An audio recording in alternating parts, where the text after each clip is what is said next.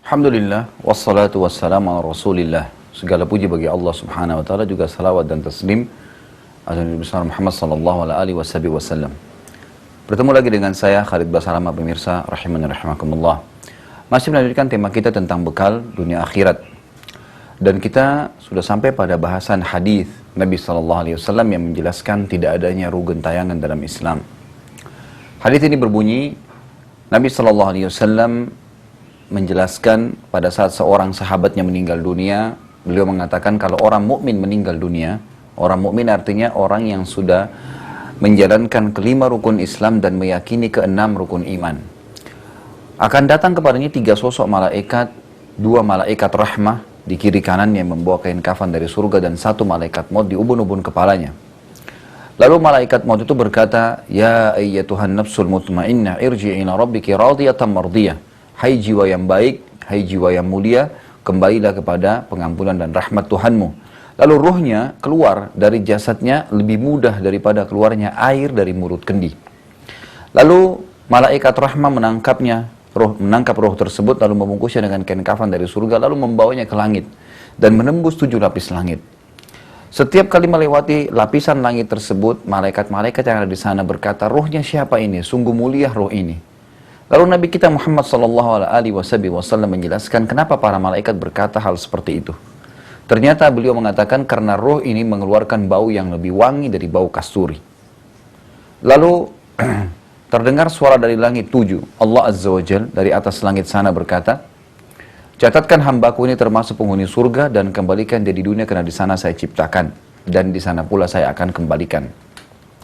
Lalu diantar ruhnya bersamaan dengan jasadnya diantar oleh kerabatnya, dimasukkan ke dalam liang lahatnya. 3 langkah mereka jalan, ruh ini masih mendengar. Setelah itu malaikat mungkar nakir yang bertugas menanyakan mayit di kuburan datang, mendudukkan orang ini sambil berkata, "Siapa Tuhanmu, siapa nabimu, dan apa kitabmu?" Kalau dia mukmin tadi, dia akan jawab langsung, "Tuhanku Allah, nabiku Muhammad, dan kitabku Al-Quran." Sebagaimana kata Nabi SAW, firman Allah subhanahu wa ta'ala dalam Al-Quran, "A'udzu billahi minasyaitonir rajim, yutsabbitullahu alladziina aamanu bil qawli tsabiti fil hayatid dunya wa fil akhirah." Allah akan menetapkan di lisan orang-orang yang beriman itu perkataan yang benar di dunia selama mereka hidup di dunia, dan juga di akhirat, maksudnya pada saat menjawab mungkar dan nakir di kuburan. Setelah itu mungkar dan nakir akan membukakan baginya pintu neraka dengan beragam macam azab yang ada di dalamnya. Siksaan, orang yang dipotong, orang yang disetrika, orang yang diberikan minuman nanah dan darah dari neraka itu sendiri, dan beragam macam siksaan yang memang butuh bahasan tersendiri. Lalu malaikat mengatakan, "Lihatlah dari apa Allah telah selamatkan dirimu." Kemudian ditutup pintu neraka tersebut. Dibuka pintu surga. Istana, dayang-dayang, kehidupan yang abadi, yang nikmat luar biasa. Sampai jenazah ini kagum. Lalu malaikat mengatakan, "Inilah tempat kamu sekarang." Yang terjadi apa? Ruh mukmin ini lalu berdoa kepada Allah mengatakan, "Ya Allah, cepatkanlah waktu karena saya ingin masuk ke dalam surga saya." Lalu kata Nabi SAW, ruh tersebut kemudian didatangi oleh seseorang yang tampangnya bagus, pakaiannya bersih, bau badannya wangi, sampai jenazah ini kagum dan berkata, "Siapa kamu ini? Sungguh mulia ciptaan Allah pada dirimu." Lalu orang itu berkata, "Saya amal solehmu yang akan menemani kamu sampai hari kiamat." Jadi dia akan ditemani oleh amal solehnya yang berubah menjadi seseorang yang sangat tampan, bersih, wangi, yang akan menemani dia sampai hari kiamat. Lalu kata Nabi SAW, Allah pun berkata kepada para malaikat, "Bentangkan kuburannya hambaku ini seluas pandangan matanya, dan bukakanlah jalannya menuju ke surganya. Maka jadilah kuburan dia taman dari taman surga." Sebaliknya, kata Nabi SAW, kalau orang itu fasik. Siapa itu orang yang fasik? Orang yang fasik adalah orang yang mukmin, tapi dia masih bermaksiat dan tidak sempat taubat sebelum meninggal. Dia, orang fasik ini, sama mekanisme matinya dengan orang-orang kafir. Kata Nabi SAW, kalau orang kafir atau orang fasik, maka akan datang kepadanya 3 sosok malaikat, 2 malaikat azab di kiri kanannya yang membawa kain kafan dari neraka, dan 1 malaikat maut di ubun-ubun kepalanya yang akan mengatakan kepadanya, "Wahai jiwa yang busuk, keluarlah kepada kemurkaan Tuhanmu." Wa na'udzubillah. Lalu ruhnya tidak mau keluar dari jasadnya. Lalu para malaikat memaksa dengan keras. Maka kata Nabi SAW, lihatlah firman Allah kalau kalian ingin mengetahui, sebagaimana disebutkan dalam surah Al-Anfal. A'udzu billahi minasyaitonir rajim. Walau tara idh yatawaffal ladzina kafarul malaikatu yadribuna wujuhahum wa adbarahum wa dzuqu adzabal hariq. Kalau seandainya kalian bisa melihat bagaimana dahsyatnya para malaikat itu pada saat mencabut ruhnya orang-orang kafir dan fasik itu, dan dikatakan kepada mereka, rasakanlah panasnya api neraka. Lalu apa yang terjadi? Ruhnya ditarik dengan keras. Kata Nabi SAW, ruh itu keluar dari jasadnya seperti ibaratnya bulu domba yang dibasahkan, kemudian dililitkan di pohon berduri dan ditarik dengan keras sehingga berantakan bulu domba tersebut. Setelah itu dibungkus dengan kain kafan dari neraka, kemudian dibawa ke langit. Baru tiba di langit pertama saja, belum tembus langit pertama, para malaikat di langit pertama sudah mengatakan, ruhnya siapa ini? Sungguh buruk ruh ini. Maka apa yang terjadi? Ya, ternyata kata Nabi SAW, karena roh itu mengeluarkan bau yang lebih busuk dari bau bangkai, wa na'udzubillah. Lalu terdengar suara dari langit ketujuh mengatakan, Allah Azza wa Jalla mengatakan dari atas langit tujuh tersebut, catatkan hambaku ini termasuk penghuni neraka, dan kembalikan dia di dunia, karena di sana saya ciptakan, di sana pula saya akan bangkitkan.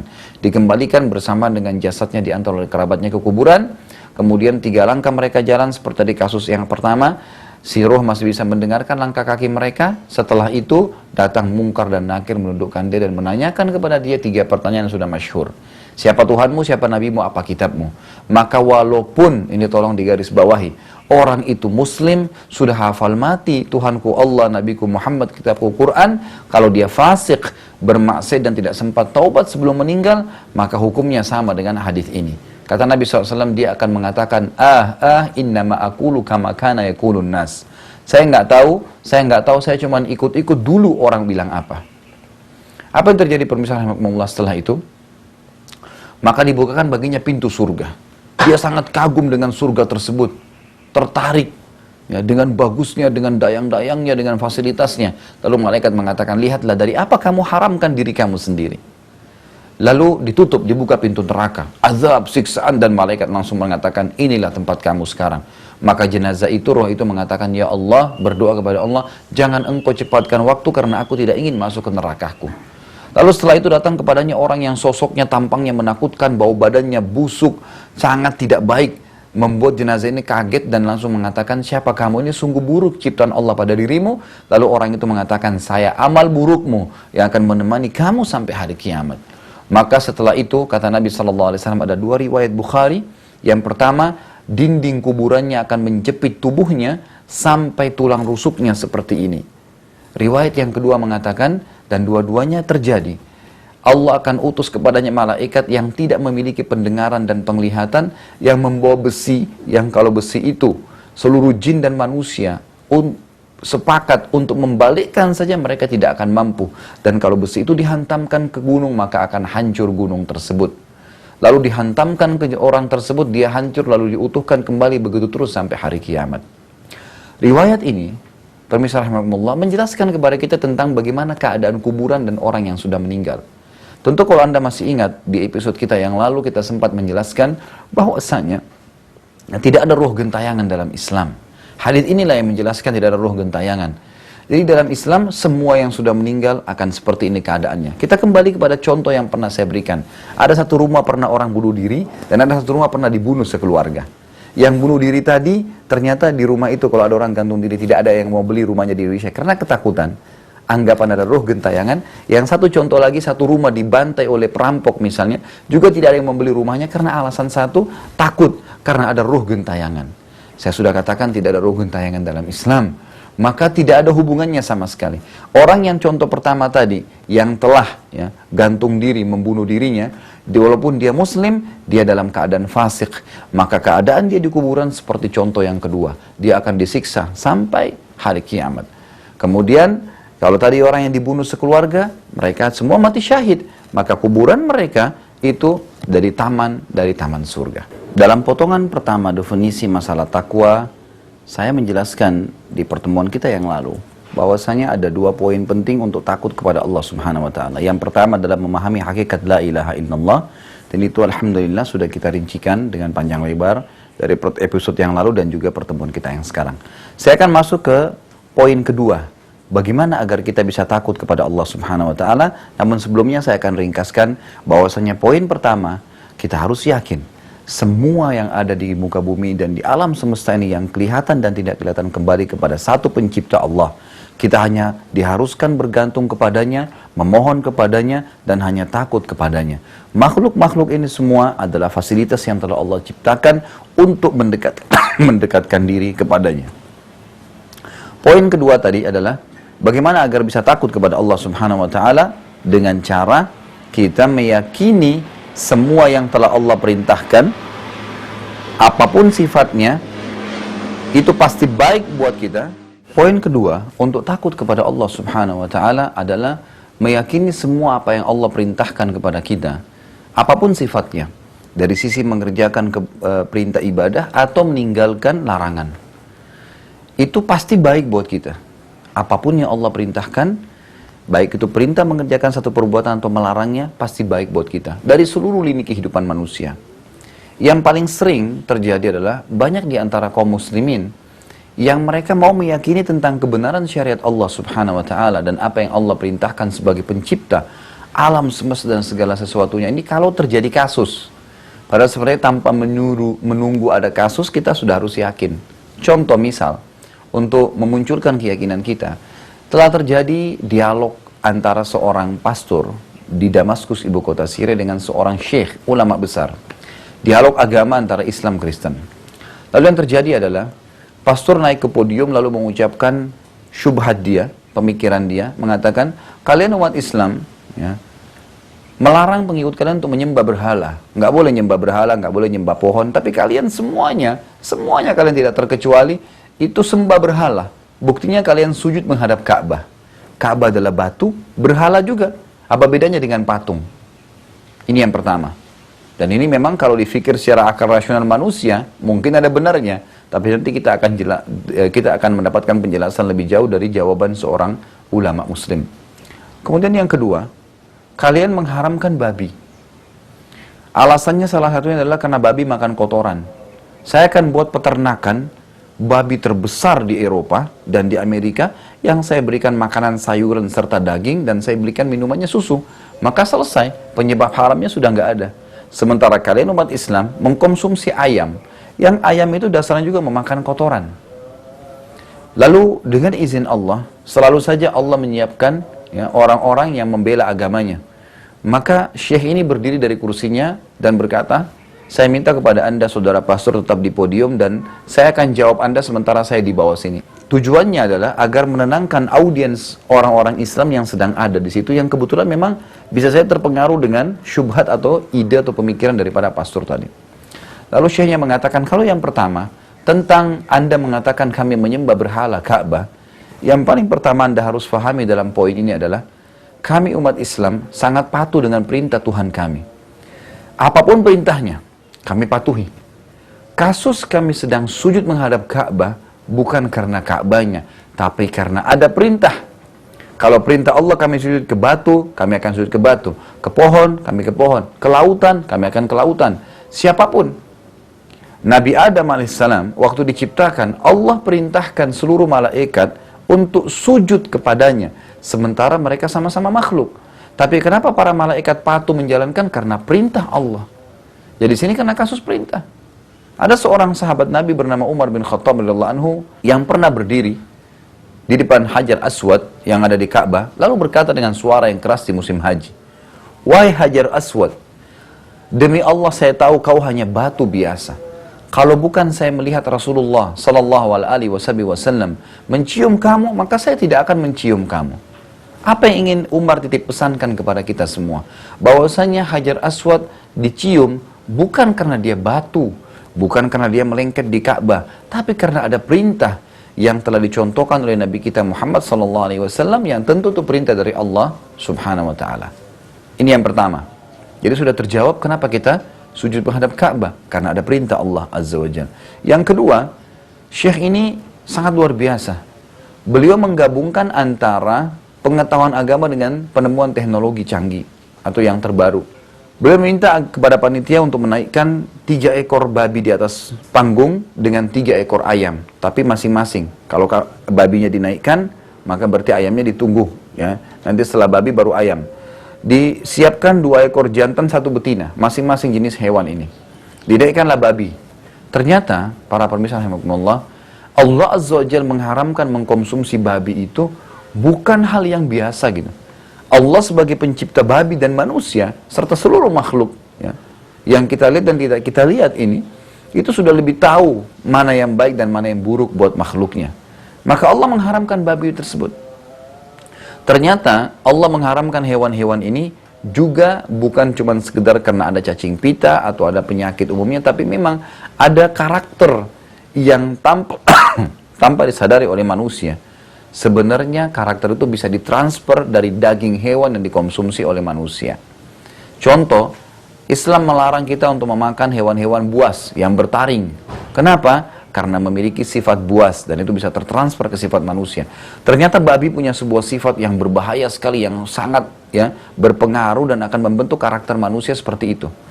Waktu dinaikkan 2 ekor babi jantan dan 1 betina di atas podium, di atas panggung, mengagetkan seluruh yang ada pada saat itu karena ternyata jantan babi kalau ingin menggauli betinanya, dia harus saling merangsang dulu dengan jantan babi yang lain. Siapa yang terangsang lebih dulu dari 2 jantan ini, dia yang datang menggauli betina tadi. Kemudian dia akan balik merangsang temannya agar bisa menggauli betina yang sama. Dan ini, kata para ulama, adalah ciri khas bagi orang yang terbiasa untuk makan babi. Mungkin tidak ada lagi kecemburuan terhadap istrinya, dia bisa tukar-tukaran istri dengan temannya. Dia tidak cemburu lagi dengan mahramnya, anaknya perempuan atau saudarinya. Kalaupun mau diajak keluar atau diperkosa atau berzina, itu tidak ada lagi pemikiran yang muncul seperti itu. Lalu kata syekhnya, sudah lihat, turunkan, coba naikkan ayam. 2 jantan 1 betina, ternyata jantannya ini berantem. Kemudian yang menang dapat betina, dan kalau dia dapat betina tersebut, ya, dia tidak akan melepaskan sampai dia meninggal dunia. Kata syekhnya, karena Anda memberikan contoh babi dan ayam, maka saya juga menjawab dengan babi dan ayam ini. Kalian perumpamannya seperti babi itu dan kami perumpamannya seperti ayam ini. Kami punya mahram dalam Islam. Kalau saya punya saudari perempuan, saya punya ibu, saya punya tante, ya, saya punya anak perempuan, itu adalah mahram saya yang harus dijaga kehormatan dan kemuliaannya. Tidak boleh sembarangan orang datang untuk menggauli mereka. Ya. Jadi di sini harus dengan cara yang benar, yaitu dengan cara menikahinya. Dengan cara menikahinya. Tentu ini gambaran dan wacana bagaimana menjawab dan memberikan gambaran Islam. Kalau memberikan satu pasti baik dan meninggalkan satu pasti juga buruk. Meninggalkan satu pasti akan buruk kalau seandainya kita tetap mengerjakannya. Potongan kedua dari definisi takwa yang merupakan sebagai bekal kesuksesan dan kebahagiaan seorang muslim di dunia dan di akhirat adalah al-amalu bit-tanzil.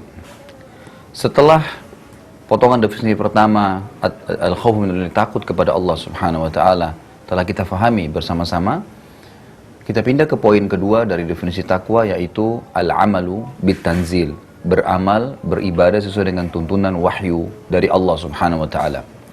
Ada sebuah contoh rasional yang perlu kita fahami bersama. Tadi di poin pertama sudah kita sepakati Tuhan kita Allah, la ilaha illallah, tidak ada Tuhan yang berhak disembah kecuali Allah. Baik, Allah coba kita ukir dalam pikiran kita, di dalam sebuah lingkaran.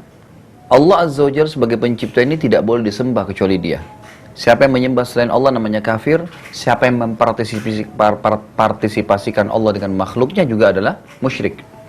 Berarti Allah Esa, tidak boleh disekutukan, tidak boleh dikafiri. Allah Azza wa Jalla yang tidak kelihatan oleh makhluknya, dan memang manusia belum mampu untuk melihat Allah Subhanahu wa taala karena memang dengan hikmah, dengan hikmah yang Allah Subhanahu wa taala lebih tahu tentang masalah itu, lebih tahu tentang masalah itu. Di antaranya Nabi Musa alaihissalam pernah berkata kepada Allah dalam salah satu ayat Al-Qur'an, a'udzubillahi minasyaitonirrajim, Rabbi arini anzur ilaik. Wahai Tuhanku, izinkanlah aku untuk melihat kepadamu. Setelah Nabi Musa alaihissalam selama 40 hari itu menunggu turunnya kitab Taurat di Bukit Tursina. Selama 40 hari itu pun Nabi Musa alaihissalam terkagum-kagum dengan ciptaan Allah.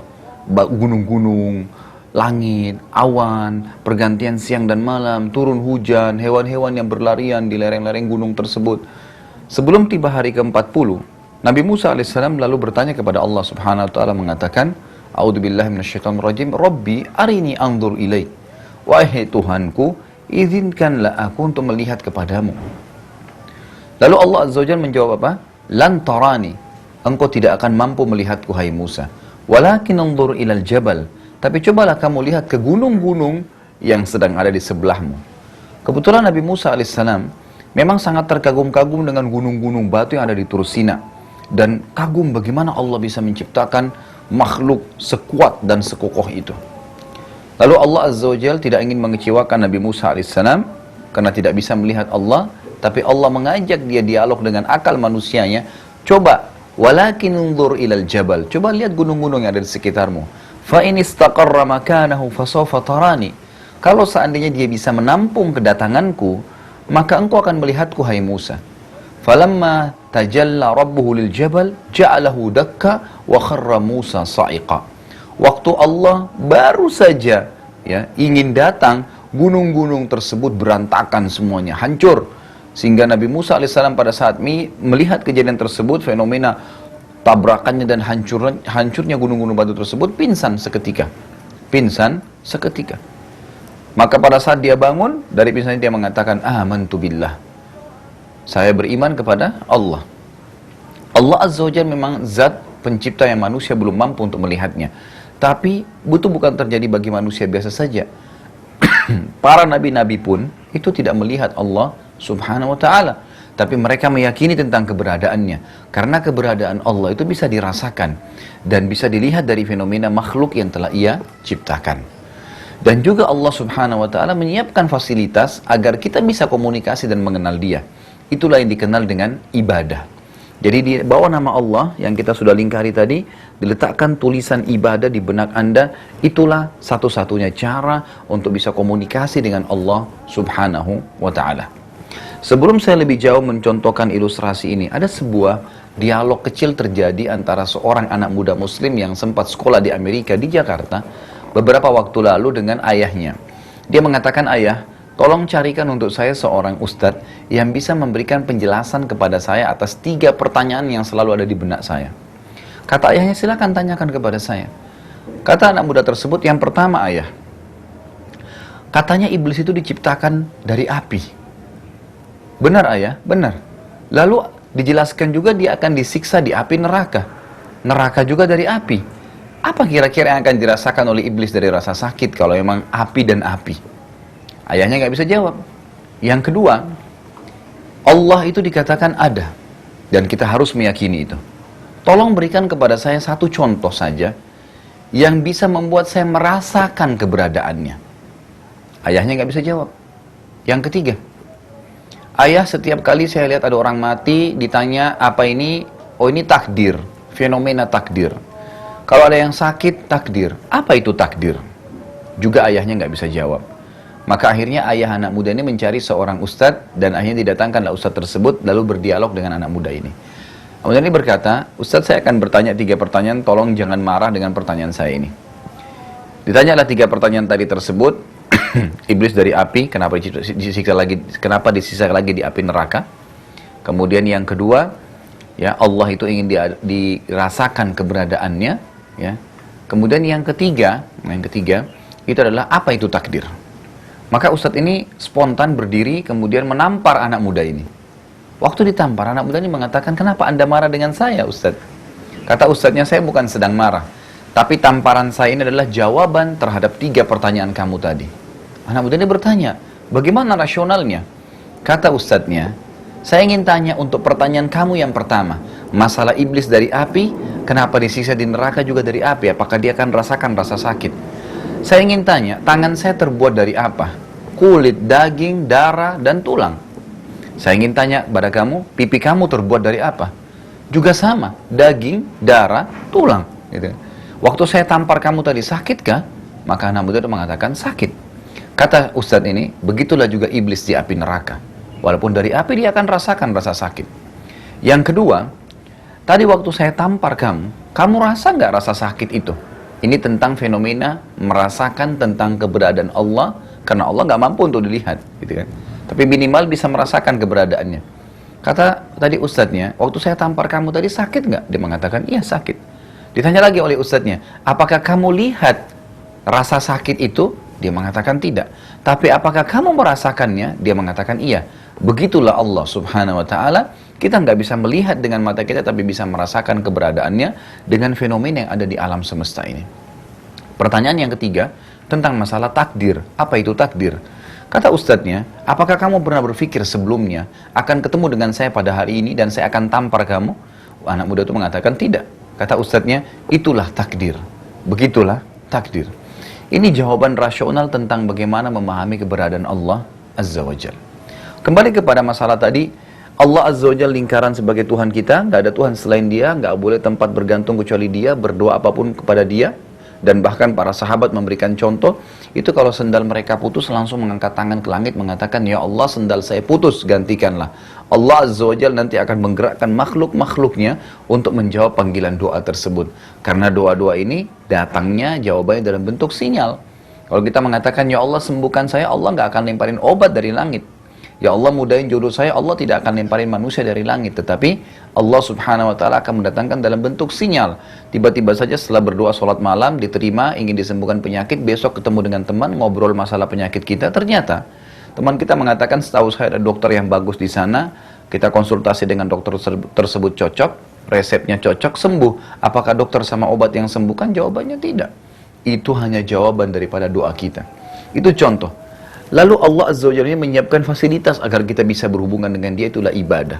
Semua ibadah ini, sholat, puasa, zakat, haji, takziah, ziarah kubur, apa saja yang sudah kita tahu sama-sama bentuk-bentuk ibadah ini, harus seperti yang Allah mau, bukan yang kita mau. Banyak orang beribadah di Indonesia, contoh fenomenanya, mereka mau ibadah kepada Allah tapi seperti yang mereka mau, bukan yang Allah mau, maka Allah tidak akan terima. Contoh rasional, kalau Anda kerja di sebuah perusahaan lalu pimpinan perusahaan Anda mengatakan hari Senin pakai baju putih, hari Selasa pakai baju kuning, hari Rabu pakai baju hitam. Lalu ada seorang pegawai datang membalik bajunya, baju yang hitam hari Rabu dipakai hari Senin. Walaupun rapi, pertanyaan kecil, apakah pimpinan perusahaan akan menerima? Jawabannya tidak akan, karena dia melanggar apa yang diinginkan oleh pimpinan perusahaan, walaupun sama rapinya. Di sini contoh rasional bagaimana ibadah juga harus seperti yang Allah mau, bukan yang kita mau. Sholat harus seperti yang Allah mau, baru bisa diterima. Puasa, zakat, haji, takziah, ziarah kubur dan semuanya. Tinggal mengikuti wahyu dari Allah subhanahu wa ta'ala. Tinggal mengikuti wahyu dari Allah subhanahu wa ta'ala. Dan itu sudah diajarkan dalam buku pedoman Al-Quran dan Sunnah. Ini sudah dua referensi, tidak ada yang lain. Siapa yang berbuat ibadah tidak ikuti dua referensi ini, maka dikenal dengan perbuatan bid'ah. Atau yang baru dalam agama yang Allah tidak akan terima. Tentu ini yang kita bisa sampaikan pada pertemuan kita ini. Semoga saja bermanfaat dan akan bersambung lagi dengan definisi yang ketiga dan keempat pada kesempatan yang akan datang. Semoga bermanfaat. Assalamualaikum warahmatullahi wabarakatuh.